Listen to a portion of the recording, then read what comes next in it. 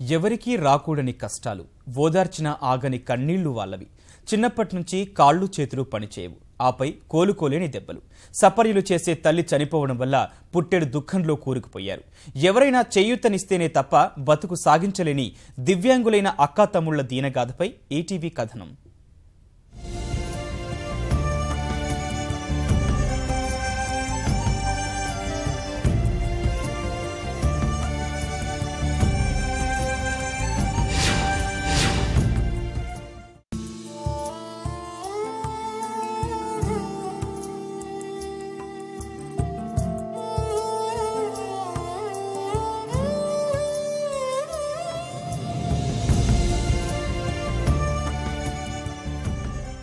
సూర్యాపేట జిల్లా మేళ్లచెరువు మండలం రేవూరుకు చెందిన తురక నర్సయ్య, సీతారావమ్మ దంపతులది రెక్కాడితే కాని డొక్కాడని పరిస్థితి. ఒక్కరోజు కూలికి వెళ్లకపోయినా ఇంటిల్లిపాది పస్తు ఉండాల్సిందే. నిత్యం కష్టాలతో గడుపుతున్న వారిని విధి ఇంకా పరీక్షిస్తోంది. వీరికి ముగ్గురు సంతానం కాగా పెద్ద కొడుకు పెళ్లైన కొన్నాళ్లకు మతిస్థిమితం లేక చనిపోయాడు. ఆ తరువాత సంతానమైన రాజ్యం శ్రీనివాస్ బాల్యంలో ఆరోగ్యంగానే ఉన్నా కొన్నాళ్లకు నరాల సంబంధిత వ్యాధి బారిన పడ్డారు. అక్కాతమ్ముళ్ళిద్దరికీ కాళ్ళు చేతులు చచ్చుబడిపోయాయి. ఉన్న చోటు నుంచి ఎక్కడికీ కదలలేని పరిస్థితి. కన్నబిడ్డలకు అన్నీ తానే సేవ చేసేది సీతారావమ్మ.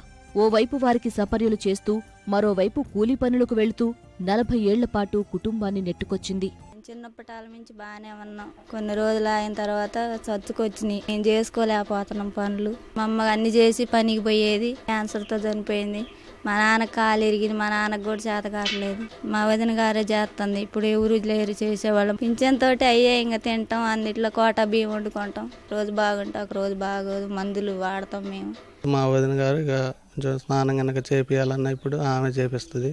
ఆదాయం అనేది ఏమీ లేదు సార్. మేము ఇద్దరం పూర్తి వికలాంగులు. మాకు వచ్చిన పింఛన్ డబ్బులతోటి సరిపెట్టుకోవటం, మందులు కానీ ఇక గవర్నమెంట్ ఆదుకోవాలని కోరుకుంటున్నాను. విధి ఆ కుటుంబాన్ని మరోసారి పగబట్టింది. సీతారావమ్మ క్యాన్సర్ బారిన పడి వైద్యానికి డబ్బులు లేక 5 నెలల క్రితం చనిపోయింది. తల్లి మరణంతో ఆ దివ్యాంగులు దిక్కులేని వారయ్యారు. తండ్రి కాలు విరిగి మంచాన పడ్డాడు. సపర్యలు చేసేవాళ్లు లేక నరకం అనుభవించారు. ఇక వారి బాగోగులు చూసుకోవడానికి ఎవరూ లేక వదిన తిరుపతమ్మ పిల్లలతో ఇంటికి తిరిగొచ్చింది. ప్రస్తుతం వారి బాగోగులు ఆమె చూస్తోంది. ప్రభుత్వం నుంచి వస్తున్న పింఛన్ వారి వైద్య ఖర్చులకే సరిపోవడం లేదు. 6 ఉన్న కుటుంబంలో సంపాదించేవారు ఒక్కరూ లేరు. వదిన తిరుపతమ్మ పనికి వెళితే అక్కా తమ్ముళ్లను చూసేవారు ఉండరు. దీంతో తిరుపతమ్మ పెద్ద కుమారుడు చదువు మధ్యలో వదిలేసి కూలీ పనికి వెళుతున్నాడు. అయినా పూట గడవటం కష్టంగా మారింది. మత్తగారు చనిపోయినాక మా పిల్లకి ఆడబిడ్డకి మట్టికి వాళ్ళకి చూసి వాళ్ళు ఎవరు లేరు. వాళ్ళు వికలాంగులు, వాళ్ళ పనులు వాళ్ళు కూడా చేసుకోలేరు. నా పిల్లగాళ్ళిద్దరిని వాళ్ళిద్దరిని నలుగురిని కూడా నా బిడ్డల్లాగా చూసుకుంటా నేను కూలీ పోతా వాళ్ళతో వెళ్ళబుచ్చుతున్నా. నా పిల్లగాడిని చదువు మానిపించి పనికి పంపిస్తున్నా అండి. నా పిల్లగాడు కూలి చేస్తేనే ఇంట్లో వెళ్తుంది, లేకలేదు. వ్యవస్థ ఏమైనా సాయం చేయమని కోరుకుంటున్నాను అండి. మా బాబాయ్ మా అత్తయ్య హ్యాండిక్యాప్డ్. మా అమ్మ పనికి వెళ్ళారు, కానీ వాళ్ళ దగ్గర ఉండాల్సి వస్తుంది. నేను వెళ్ళి చేసిన డబ్బులు వాళ్ళకి సరిపోవటం లేదు. ప్రభుత్వం ఆర్థిక సహాయం చేస్తే ఇంట్లోనే ఏదైనా దుకాణం పెట్టుకుని వదిన కుటుంబ సభ్యులతో నడుపుకుంటామని దివ్యాంగులు వేడుకుంటున్నారు. ప్రతి నెలా వైద్యానికయ్యే ఖర్చు ప్రభుత్వం ఉచితంగా అందిస్తే మేలు చేసిన వారవుతారని విజ్ఞప్తి చేస్తున్నారు.